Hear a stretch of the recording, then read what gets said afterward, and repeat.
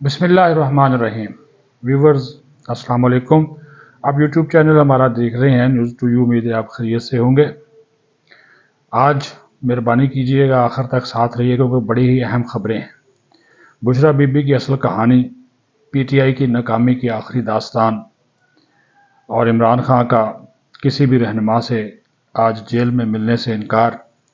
फिर stock market ने आज एक नई तारीख रकम की है और सबसे आखिर में मैं आपको जो पीटीआई के मुजाहिरीन गिरफ़्तार किए गए हैं उन्होंने जो इंकशाफात किए हैं वो मैं आपको दिखाऊंगा भी और उनकी ज़बानी जो है वो सुनवाऊंगा भी। फ़ैसला फिर आपने करना है कि हो क्या रहा था और प्लानिंग क्या थी।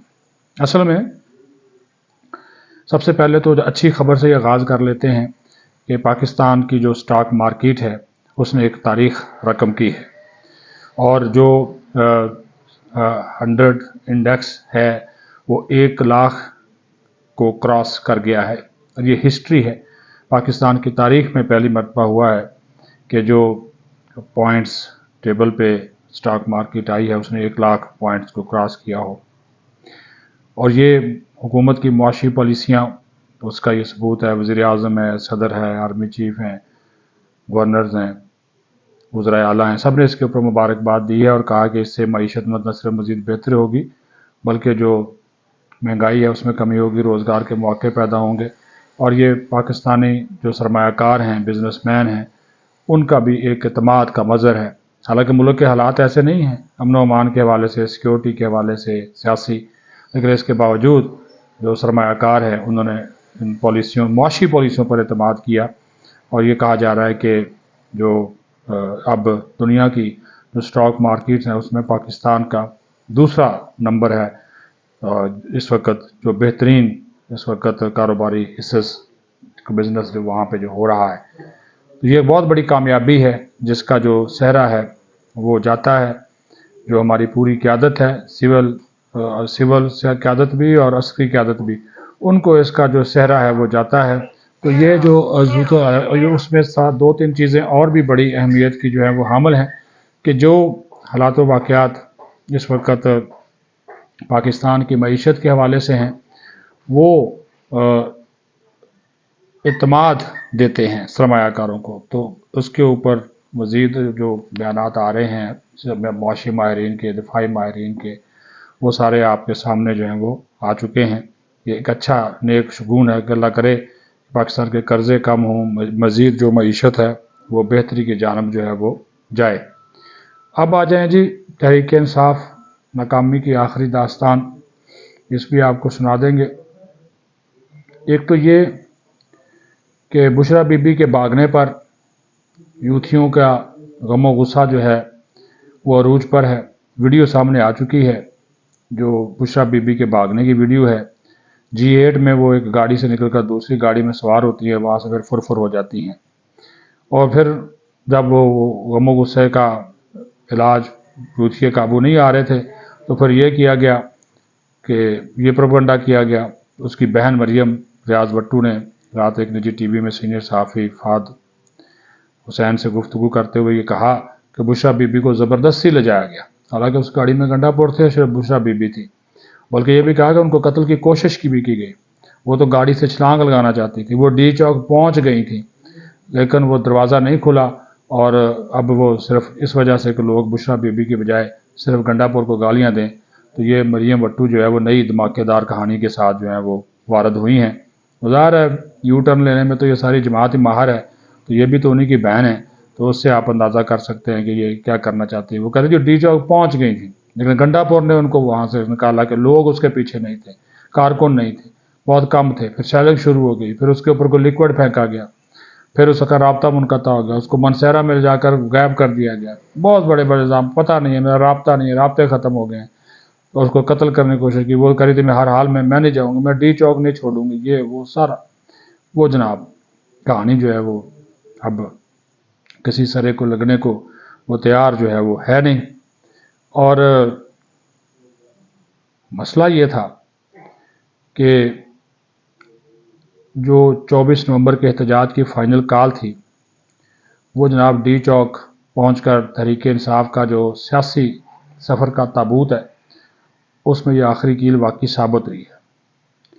اور اس کی ذمہ داری خود پی ٹی آئی کے اوپر ہے. جو ان کے اپنے رہنما ہیں، جو ان کے اپنے لوگ ہیں، کارکنان ہیں، وہ اس کے ذمہ دار ہیں، کیونکہ کچھ نہیں تھا. دوسری ایک چیز تو واضح ہے کہ عوام کی بڑی تعداد کا عمران خان کی غیر موجودگی میں نکلنا یہ کسی موت سے کم نہیں تھا، لیکن چونکہ تحریک انصاف کی غیر سنجیدہ اور نااہل قیادت تھی، اس اس موقع کو جو ہے وہ ضائع کیا. ڈی چوک میں پہنچنے کے بعد قیادت کے پاس کوئی لایا عمل تھا ہی نہیں. ایک کہہ رہا تھا ڈی چوک پہنچو، بگنڈا پور کہہ رہا تھا بشرا بی بی سے آپ قیادت کریں، دوسرے کہہ رہے تھے نہیں جی ہمیں تو سنجانی کا حکم تھا، آپ نے وعدہ خلافی کر رہی، آپ نہ جائیں وہاں پہ.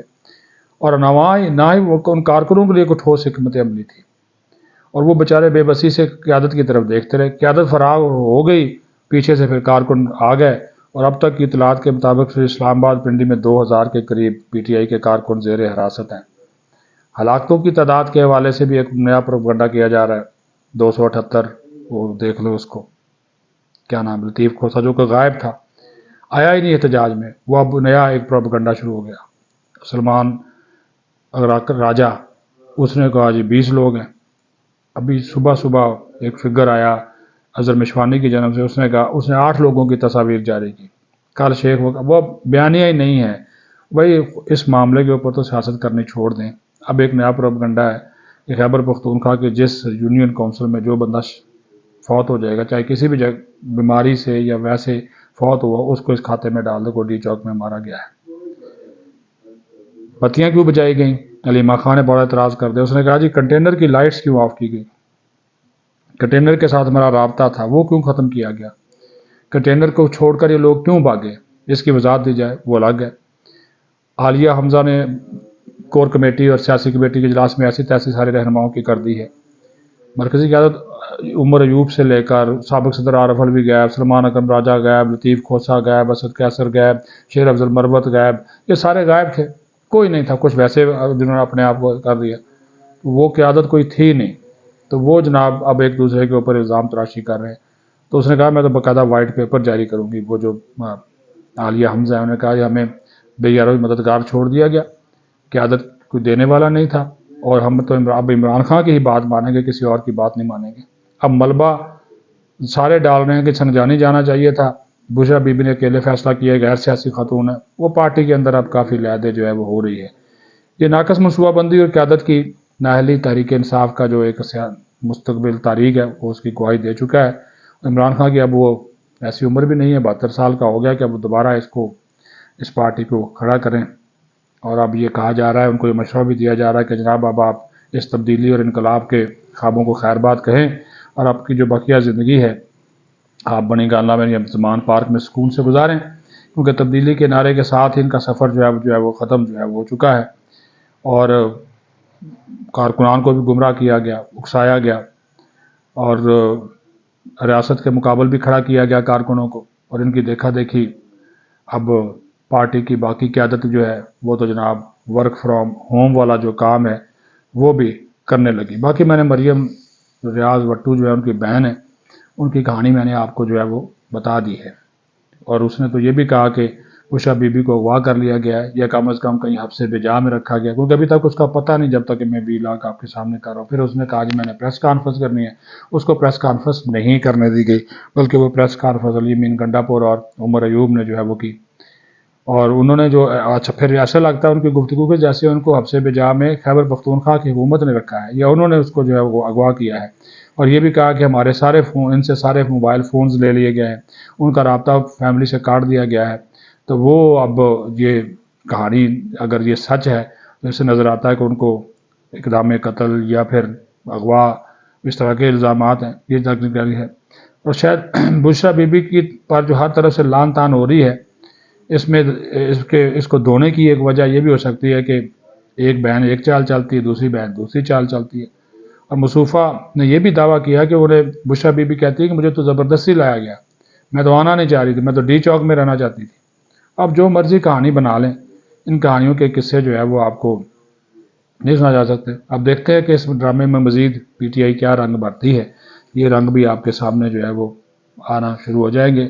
اب آج کی بات سن لیں، عمران خان سخت ناراض ہے، آج ملاقاتوں کا دن تھا، جو میرا تھا نا جی، آج ملاقاتوں کا دن تھا۔ ایک تو سوائے سلمان اکرم راجہ کے پارٹی کا کوئی بھی رہنما عمران خان سے ملنے جیل پہنچا ہی نہیں۔ دوسری بات یہ ہے کہ عمران خان سخت غصے میں ہے، ناراض ہے، برہم ہے، سیخ پا ہے۔ اس نے سلمان اکرم راجہ نے میسج بھجوایا کہ میں ملنا چاہتا ہوں، نے کہا میں نہیں ملتا اس سے، ایسے ملتا نہیں، حالانکہ وہ پارٹی کا سیکرٹری جنرل ہے۔ اس نے وہ باہر کھڑا رہا، لیکن پیچھے میسج دیا، عمران خان کہتا ہے میں کسی سے نہیں ملوں گا۔ باقی کوئی رہنما آیا نہیں، وہ سارے اب اپنی سب کو اپنی اپنی پڑی ہوئی ہے، سارے غائب ہو گئے، تو اب وہ کیوں ملیں گے عمران خان سے؟ اب تو وہ ظاہر ہے پتہ چل گیا، عمران خان کو بھی پتہ چل گیا روز روشن کی طرح کہ یار یہ سارے جو فصلی بٹیرے تھے اب یہ دوبارہ اڑنا شروع ہو گئے ہیں، ہر کوئی اپنی اپنی نئی منزل کی تلاش میں شاید لگ گیا ہے۔ تو عمران خان نے ان سے ملنے سے بھی انکار کر دیا، اب وہ پکا قید تنہائی میں چلا گیا۔ تو سلمان اکرم راجہ کو بھی اس نے میسج بھجوایا کہ بھائی میں تم سے نہیں ملنا چاہتا، بالکل۔ تو یہ اینڈ ہو گیا ہے، یہ ناکامی، پی ٹی آئی کی ناکامی کی آخری داستان بھی رقم جو ہے وہ کی جا چکی ہے۔ باقی جناب اب جاتے جاتے آپ کو وہ بیانات سنوا دیتے ہیں۔ جو لوگ گرفتار ہوئے اپنے منہ سے، جو انہوں نے اعترافات کیے، جو انکشافات کیے، جو پارٹی لیڈرشپ نے ان کے ساتھ کیا، وہ کون سے کارکنان تھے، کہاں سے ان کا تعلق ہے، کیسے ان کو لایا گیا، کیسے ان کو بے یار و مددگار چھوڑ دیا گیا، یہ آپ ان کی آپ زبانی خود سن لیجئے۔ مجھے اجازت دیجیے، اللہ حافظ۔